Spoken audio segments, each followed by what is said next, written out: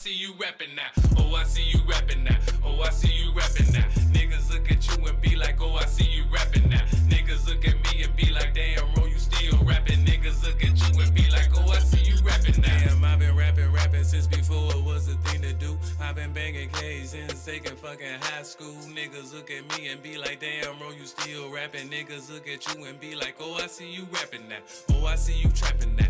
Oh, I see you capping now. Oh, so you the jug, man. You be in the hood, man. You just jumped up off the post, nigga. I'm out here getting it. You be stunting for these folk, nigga. I'm out here living it. I be doing shit that you niggas can only dream about. You be on that peasant shit, nigga. I'm what a king about. Legend in my own mind, bro. Do not compare me to you. I've been doing this shit since before it was a thing to do. Damn, I've been rapping since before it was a thing to do. I've been banging K's since second fucking high school. Niggas look at me and be like, damn, bro, you still rapping. Niggas look at you and be like, oh, I see you rapping now. Oh, I see you rapping now. Oh, I see you rapping now. Niggas look at you and be like, oh, I see you rapping now. Niggas look at me and be like, damn, bro, you still rapping. Niggas look at you and be like, oh, I see you rapping now. Your mama still love me cause the albums I made. Your brother look up to me cause I'm still getting paid. Oh, shit. All right, fuck it.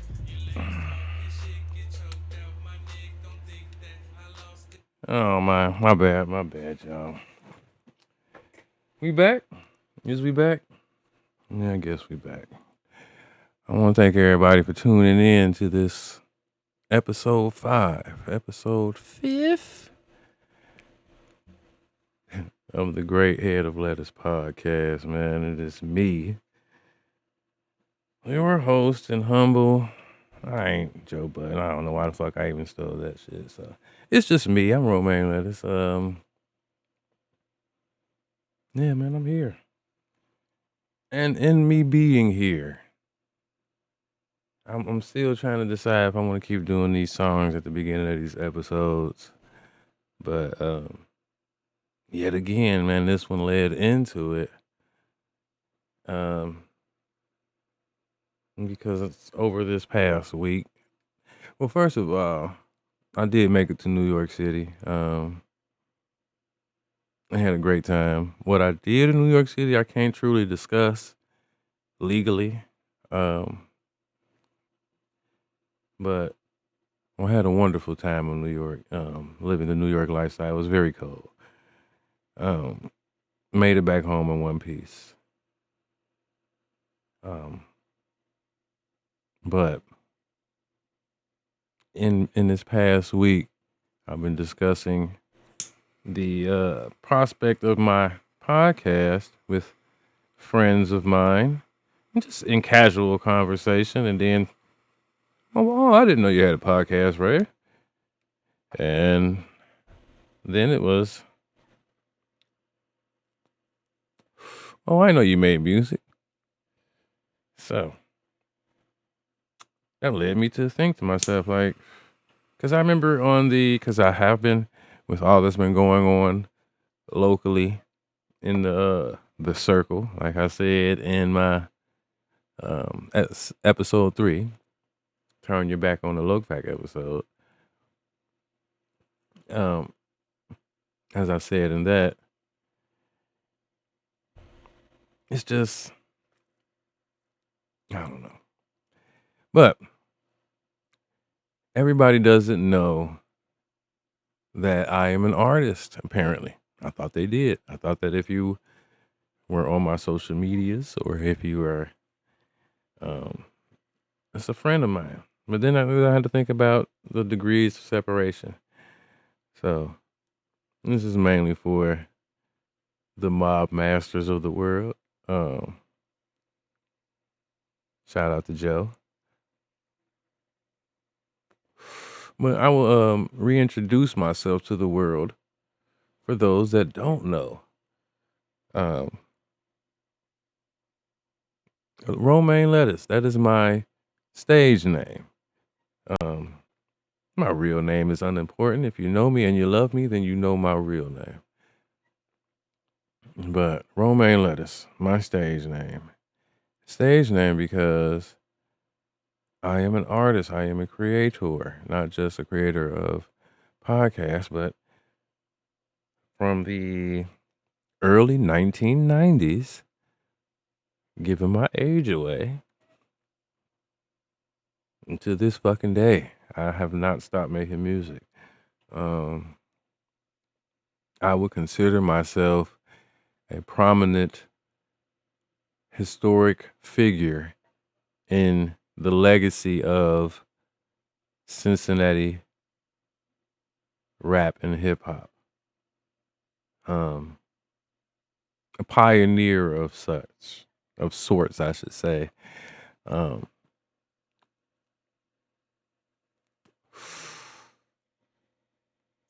and I'm also just thinking this has nothing to do with nothing, but New York weed is crazy, man. I don't know why I just brought that up. Just took a mega pool of this awesome. I love sativas. I'm not really an indica person. I don't want to go to sleep. If I want to go to sleep, I'll lay my ass in the fucking bed. I ain't gonna smoke to go to sleep. But um, just buying weed in New York, they got a lot of indica and very high prices. And I was just taken aback by this excellent pool of weed. I'm sorry for going off course, guy. But the music thing, man. I've been making music for a very long time. Um, so as the great, or as Jay-Z once said, allow me to reintroduce myself. My name is Ro. R to the O dub. I ain't got nothing. Yeah, niggas after that. I used to sell CDs by the spindle. I guess even back then you could call me Romaine Lettuce. Uh, yeah, man, the music was always a part of my life. I remember when music became something like it was like unlocked in me personally. I remember being at church. I remember the first time I heard everything. I don't know if anybody else ever, because I don't know if that's a artist thing. I don't know if you listen to music the way I listen to music. I don't know if you hear what I hear when you're listening to music. So, um, when I started off rapping with my little brother, I want to say my first tape was about 19, in between these 3 years,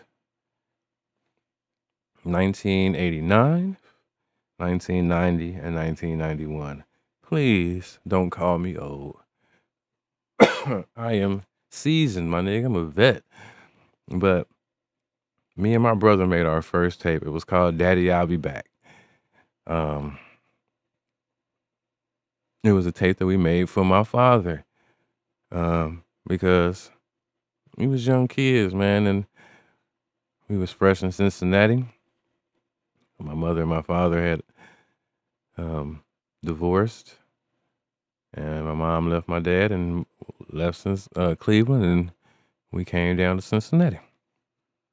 And me and my brother had a little keyboard. I don't even call it a Casio keyboard. It was before that. It wasn't even a Casio. It was a kid's keyboard with a little pre-made up in there. You know what I mean? So we would put little one key notes on there. Dun, dun, dun, dun, and now we got a song. And we was just freestyling. But the premise of the album was, or the tape, I don't remember how many songs we had on there. I don't remember. The only song I do remember for sure that we made is Daddy, I'll Be Back. And we named the name of the whole tape. I think it was like 2 or 3 songs we did. But it was called Daddy, I'll Be Back. And it was basically us telling our father that we was coming back. Like, we'll be back. Don't worry about it. We'll be back. It was kids being kids. But that opened the door for me knowing that I could make music. That wasn't when I first was in church, then I realized that or the musician in me was unlocked. Um, after Daddy I'll Be Back, we didn't start getting into music seriously again until I want to say high school. That's hence why I say on that song that I played at the beginning, "Oh, I see you rapping now." I've been rapping since before it was a thing to do. That's a fact. Back when I rapped, or when I first started rapping, um, that shit wasn't cool. Nigga being a rapper was not cool. Nigga, it was not a cool thing to be a rapper. It was not something that niggas was everybody was trying to do. You was a loser, nigga, and not on some old, not today's type of loser where you will waste your time and your money and you know what I'm saying, your resources and abandon your family to try to put out your little weak ass mixtape that nobody's gonna listen to. No, I mean niggas was really not rapping. Like niggas like this is a rap night. Niggas cap on niggas like man, this is a rapping ass nigga over here. Like this nigga a rapper. Like this nigga rap. Like, I mean it's not cool. It was not cool to be a rapper. Even if he was good at it. Like it was just ass Black Rain. He was around. Um, and I did go to school with Black Rain for a couple of years, and he was always been who he is now. But anyway, that's neither here nor there. Um, in high school is when we first started taking that shit seriously, and me and my brother um, started our first little tape that we was doing under the Bodie Click. Now the Bodie Click started from my now deceased cousin Danny Bodie, rest in peace, from the Tot Lot. Now we took Bodie because if you're from Cincinnati, you've heard plenty of people named Bodie, call Bodie, all that shit. But we took it and turned it into something totally different. We turned it into a rap group, which was the Bodie Brothers at first, because it was me and I was R Bodie, and my brother was E Bodie, and Danny Bodie, which was the originator, young Danny Bodie, man. Daniel Ford, rest in peace. Rest in peace, Danny, man. Daniel Ford, man. I just got some memories of my cuz, man. But rest in peace to Daniel Ford, man. The originator, the founder of the Bodie Brothers, aka or essentially everything that we're doing now.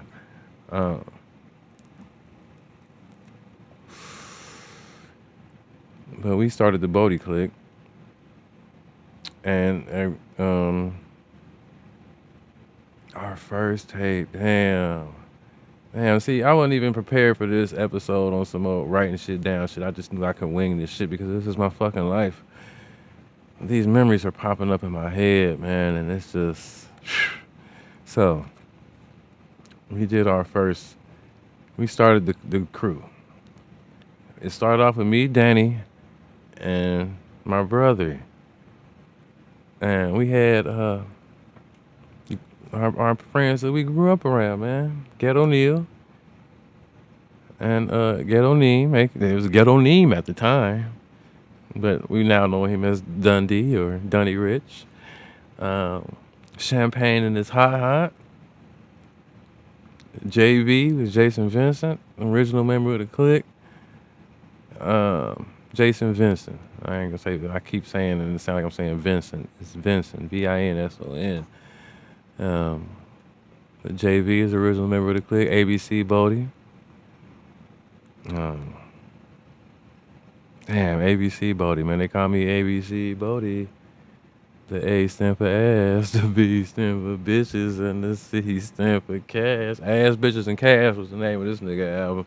But but our first tape was called, and it was a tape. And I remember taking a little cassette tape that we had from another album, and I made the album cover. And I drew it. It was the Bodie star. It was an 8-point star because you know the Bloods had the 5-point star, and or you know what I'm saying. When I was young, it was Bloods had 5-point star, which they still do. They threw up the 5, right? And then the Crips, which was more than likely GDs back then, because this was when the GDs just came when they was coming from Chicago and trying to take over all the cities and shit. So the GDs was here. So I remember seeing the 6-point star. And then I made the 8-point star for the Bodie Click because it was 8 members. and it was an 8-point star. So I drew the 8-point star, and the name of the album was "The Ghetto Ain't No Joke." I'll never forget that shit. The ghetto ain't no joke, man. In the ghetto ain't no joke. What a great fucking album that'll never be heard again. Um, Damn, I'm sorry. These memories just keep coming back to me, and they are incredible. But after The Ghetto Ain't No Joke, which was basically a hood album, like we didn't really put that shit out for the school to hear. That was more of a us thing. Like that was just for us to listen to. But after The Ghetto Ain't No Joke, it was supposed to be Triumph because we had established ourselves in high school, man.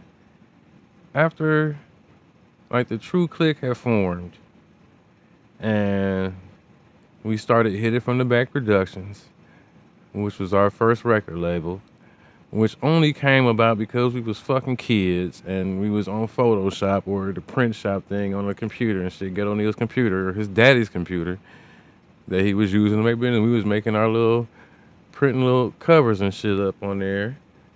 But it had a dude, working out dude, and he had his hands on his hips, like he was strong. And there was a working out lady, and she was bent over forwards, and we just photoshopped it to where she was bent over in front of her man's. And then, the old concave over shit, man. Hit It From the Back Productions, man. It was great. And once we started Hit It From the Back Productions and established ourselves as a real clique of rap niggas back in the day, how you used to establish or assert your dominance as a rap collective was not by putting out the best album. It was by battling motherfuckers. So what we used to do is we used to battle other crews within the school and shit. And we used to always pick homecomings or, a big school gathering. And it was more than likely the homecoming because everybody was there.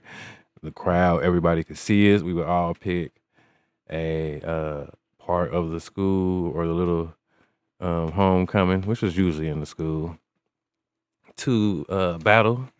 And we would wait there for niggas to call it. Like we would do our damn. I mean, we would enjoy the homecoming, but now it's time, nigga. Then we would all enter. It was like a movie.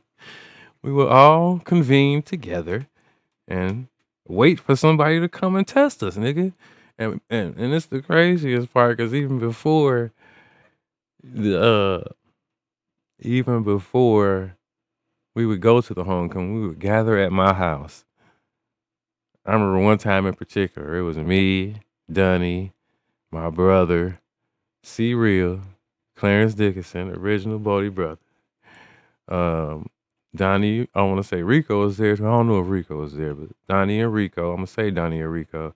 I know for a fact that it was C Real, me, Elim, Dunny, Shannon was there, Ha. And we was in my room. We was battling each other, freestyling, preparing, getting ready for whoever the fuck was gonna test us. So the Bodie clique, man, it was at that point in time, it was the BOLDY, battling others loudly, destroying y'all, nigga. We was destroying niggas. That's how we felt, nigga. We even threw the block party. I still got them pictures up for the senior skip day party. I still got them pictures on my Facebook and shit. It was great. But we established ourselves in high school. And at no point in time doing all this establishing and shit, because back then it was rap groups. I didn't even think to myself of being a solo artist until we was trying to do the Triumph album. Now, my brother Clarence, Donnie, Rico, they are all athletes. Every last one of them played either football and basketball or just football. And then Clarence and my brother Elim also was in band with us. I'm in band, Shannon's in band, Ghetto Neil's in band, Dunny's at West High at this point in time, or Princeton, one or the other. I forgot which one he was at the time. And I'm just in band. I'm not doing nothing else. I'm not an athlete. But I'm totally focused on the music. I'm trying to get everybody, let's do this Triumph album. Let's do this Triumph album. Um, and nobody was trying to do it. So that ended up being what turned into my first solo project, which was called Who. Because I was not the standout artist in the clique, even though I wanted to be. I put myself out there like I was the leader and all that shit. Um, and I mean, I was basically the glue. But yeah, I put out the Who album, which not only was a collective of songs that was supposed to be on the Triumph album, but it was a bunch of songs that I had did solo. Great songs. Ah man, those memories. That album also brought Ron and CP Babe into the fold. Cause back in high school, wasn't nobody fucking with RON or his beats, and I gave that nigga a chance. Because I know how it felt to have people not listening to your shit, and I knew how it felt to be shy and timid about letting people hear. Cause Ron didn't want to let nobody. He was because nobody wants to be rejected. So even in music,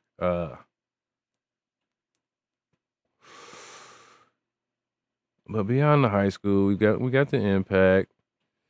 After high school, the Bodie brothers ended up being the Bodie clique because members changed. After high school, it was just me, Dunny, and Ron. Everybody else went off to college.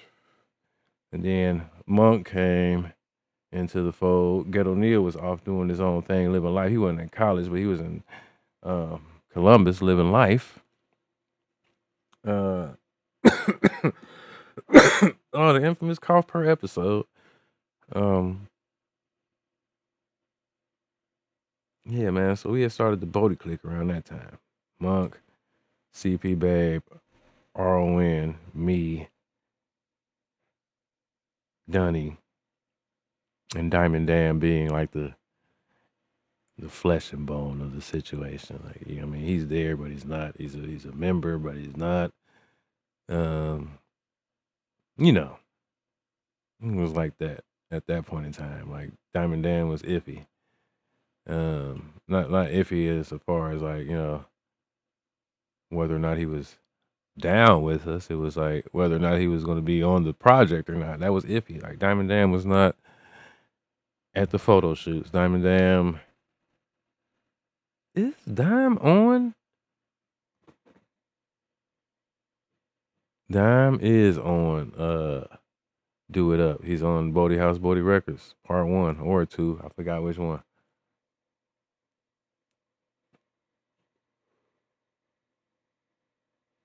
I'm sorry. I was really trying to think right there. Like, was Dime on that shit? And I want to say yes. So I'm gonna say yes. Dime is on Do It Up the album, which is our album at Impact. The first Bodie Click album and the best Bodie Click album. And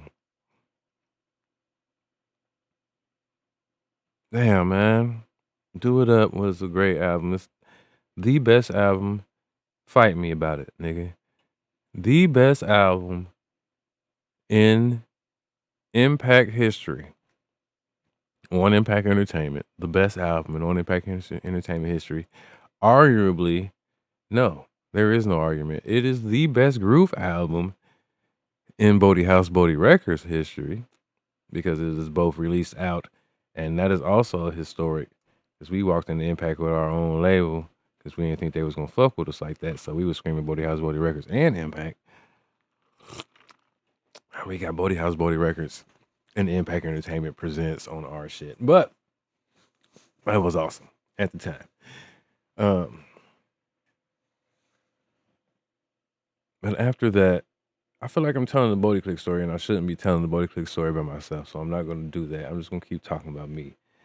But after we did Do It Up the album, and the Bodie Click was established, I was going to do my first album at Impact, my first solo album, because that's how we was always going to do it at Impact. We was going to do our group album, Do It Up, everybody drop a solo project, and we get back together to do Ghetto Trendsetters, Do It Up. Volume 2, Ghetto Trendsetters, right? my album was called "I Got That Deer in My Park." I forgot. I had about 3, 4 songs, and I remember when I got kicked out, Tay deleted the motherfuckers, and I forgot how they. The lost songs are the worst to even think about because I know I'll never hear them again. Um, but man, yeah. Long story short, and it has been a long story so far.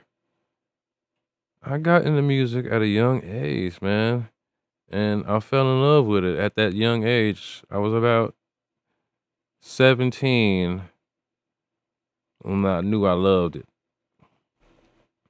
And from the ages, I want to say, of 18 to, I would say, 31, which is sad to think about.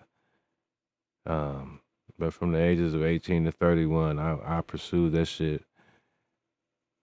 I ain't gonna say it with everything I had in me because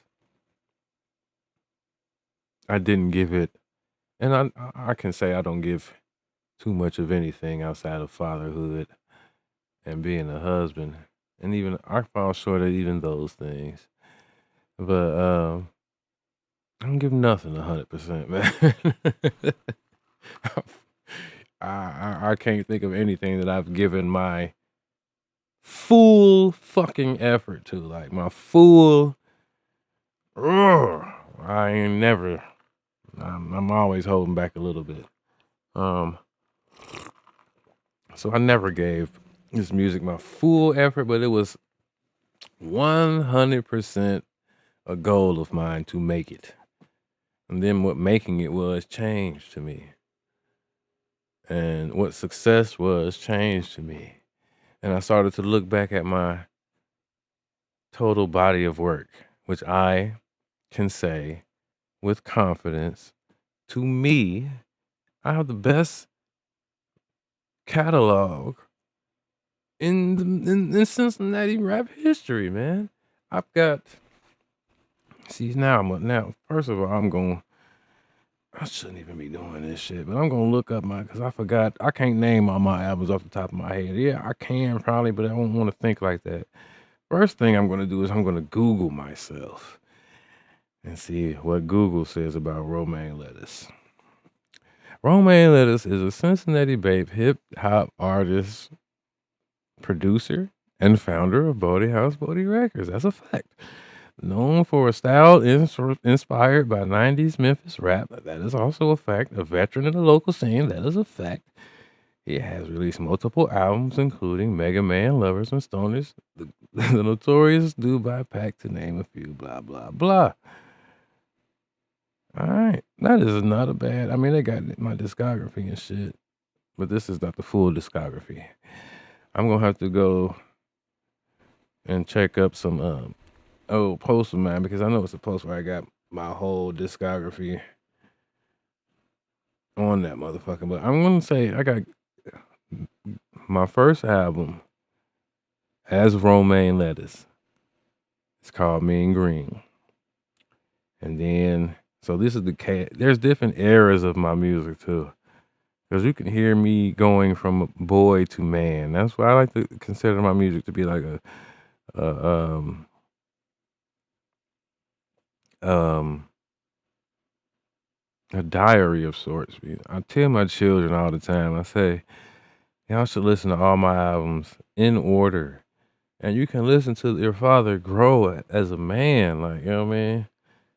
Like, I went from wanting to be a street nigga and a thug and a hustling ass nigga to wanting to be a spiritual, faithful, good person who destroys anybody who steps in my way on the fucking mic. You heard me? And I always try to put out the best verse anytime I was on the song. I can't even find these fucking albums on my fucking socials, man. That's crazy. I got, okay, the K-Life era of rap. Damn, I got more K Life albums than anything, and they end like this.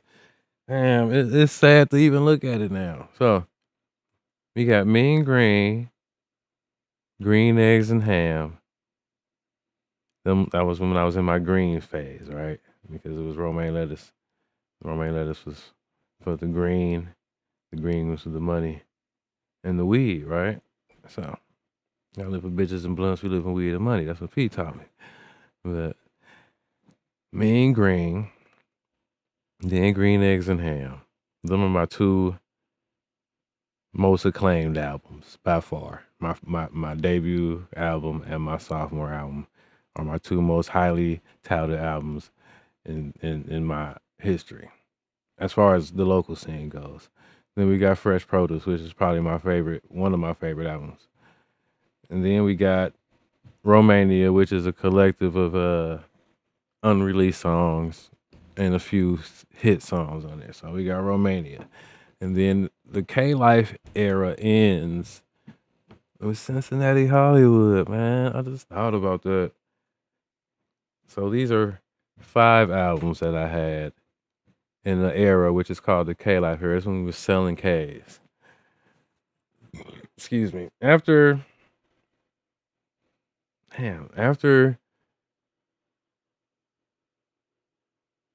no, yeah, after Cincinnati Hollywood, then it was 1998.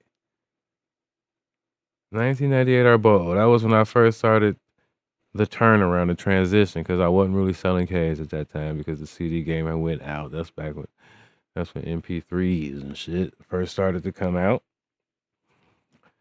So the K Life was dead. After 1998, I think it's Let Us Pray. Might be right. I'm just looking at the transition of life. It is Let Us Pray. So 1998, Let Us Pray. And then after Let Us Pray, it's The Spirit of Truth. So after we've got the K Life era, then we got the Growing Up era. And that's 1998, Let Us Pray, and The Spirit of Truth. Those albums are my most vulnerable albums if you listen to them. Those are my most personal albums. Um, Damn, the things I was going through in my life at those times, and all 3 of those albums are. And I've been saying this shit from the very, very longest, even though it's not on DSPs right now, and it will be again soon. But The Spirit of Truth is a story. Nobody ever told me what story I'm telling. I'm trying to tell people like, yo, what message am I? Because this is when I started doing. The Spirit of Truth is probably my first. No, 1998 is my first concept album, and it is the start of my concept album too. 1998. Then Let Us Pray. Then The Spirit of Truth. All concept albums, but very personal albums, very great albums. Then we got after Spirit of Truth, we got um Lovers and Stoners. Lovers and Stoners is an album dedicated to my wife. I made that album. Well, it started off from a song that I made um called Osieras 2, which is based on the time that me and my wife went to um Sunny Isle in Florida, just me and her. This was after my grandfather's funeral. My grandfather had just passed. I think my wife knew I needed to get away, and we needed some time alone. This was probably the first vacation we took without the kids, so we felt weird. But we went to Sunny Isle. I was smoking some of the best weed I was smoking in a long time there because I had just got a new job and I was making more money than I ever made in my life, and I was buying loud as much as I could. So um, we were smoking on the beach. My wife was looking very attractive to me. We made a lot of sweet nasty love down there. And I made a song about it called I See It As Too because we was walking on the beach one day and it was these, um, I don't want to say, they was Hispanic. I don't know which ethnicity they were. Ethnicity. Damn, that fucked me up. I don't know which ethnicity they was, to be exact, but Hispanic for sure. And they were singing a gospel song that we didn't know was gospel at the time, but it was beautiful. It was called Osietas too. I still got the tape or the video to this day of us walking by and listening to them sing. So I named the song Osietas too, which means that is what you are. But in that song, I put it out. I said, "This is for the lovers and stoners," and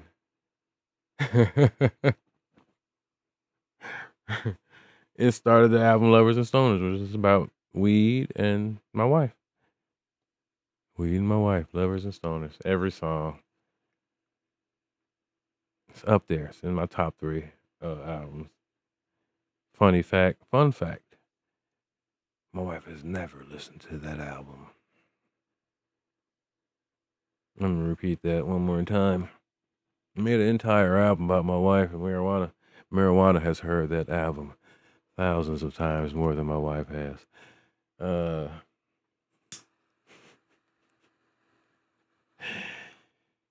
But that's neither here nor there. Still an excellent fucking album. And then Mega Man. Mega Man was made to prove a point. That's when we first started in-house productions. And I was trying to show my young niggas that it don't take shit to make y'all overthinking this shit. Like, you know what I mean? Y'all overthinking the music process. I did the first song, which is called Snake Man. I remember that's a 1-day song. I made that beat, wrote that song, went to the studio, recorded that song, and put that song out all in one fucking day. Just to prove a point. And from that, I decided I'm gonna make an album just to prove to these niggas that it ain't hard to do. And I'm Mega Man. And I mean, it's like I was a robot. And it was also a concept album. All them albums after Cincinnati Hollywood, every album was a concept album. That's crazy. And then I got a few EPs.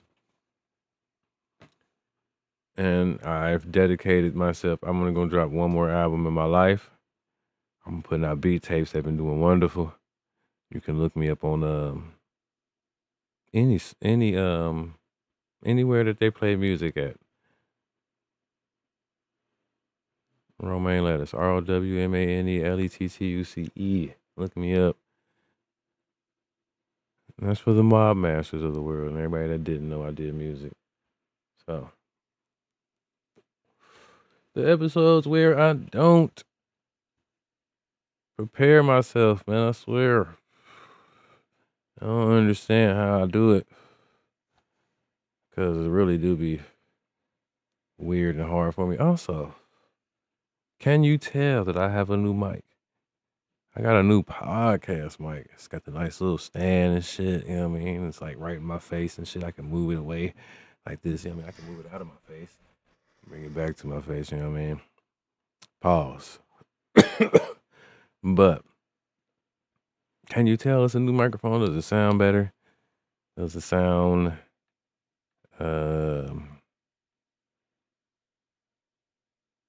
more professional? Like, I don't know. Does my voice sound better? I don't know. But I'm very glad with this new microphone. I'm investing in myself and this podcast and thank you to everybody who has sent me feedback, and also does it come from me listening to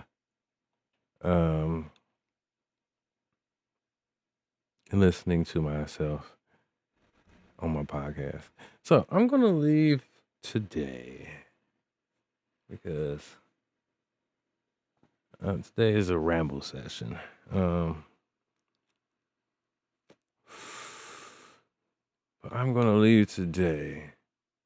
I'm trying to figure out which song I'm gonna play, but I already know it. I knew it from the very beginning, but I'm like avoiding playing this fucking song. But there's only one way that I can do it, and that is, I should play that. No, I can't play nothing from Lovers and Stoners. It's too much. Oh man, one day I'm gonna do an episode about T-Dot, man. Sad. Anyway, I don't know. I lost my train of thought. We gonna do the intro to Mega Man. My last full-length album, it was released in 2021. It's a great album. It's a very much a concept album. It's the 80s baby album. Ooh, did I hit the mic? I hope y'all ain't hear that. Did I mention this is good weed? But anyway, thank y'all again for tuning in to another episode. I hope I ain't bore y'all with my story of music, because it really ain't full. I got so much to say. And I felt like I was rambling. But thank you again for tuning in to this episode 5 of the Head of Lettuce podcast. I think I'm gonna name this one Allow Me to Reintroduce Myself. Haha. That's what I'm gonna name this episode. But thank you for tuning in. If you're on YouTube, like, subscribe, bell. If you on Twitch, fuck with a nigga.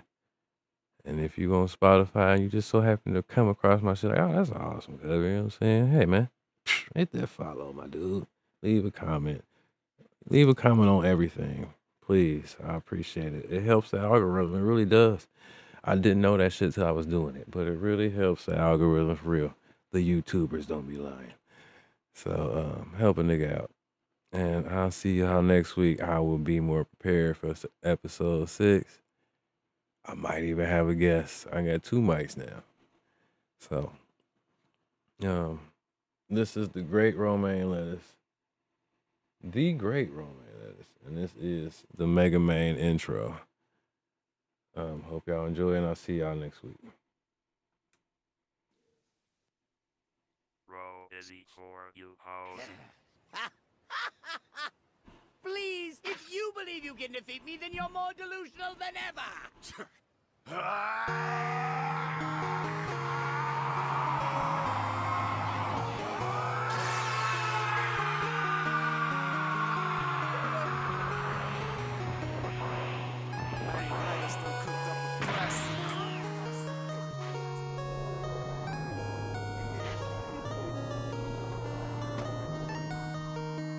That's right. You had no idea, did you? I too have the power of a god.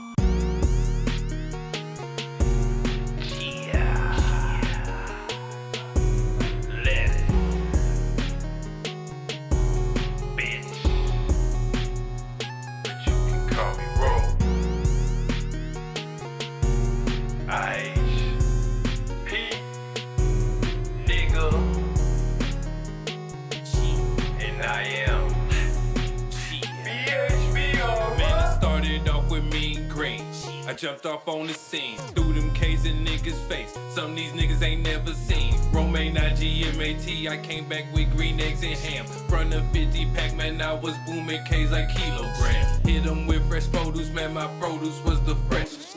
Took them to Romania cause it was highly requested. Told y'all Cincinnati, Hollywood back in the day. Went back to 1998 and spoke to God, now let us pray. Yeah, went to Memphis 10 and linked with legends of my youth. Yeah, came back and then gave you niggas the spirit of truth. I'm a fan of my friends, I hope it showed in value 1. And now I understand, oh yeah, my nigga, the rain has just begun. In-house production, me and Ron, now we some owners. Paradise dope and my wife inspired lovers and stoners. 20 plus years and 10 albums, most niggas won't obtain. Been through all the rain, king of staying in my lane, bitch, I'm Mega Man.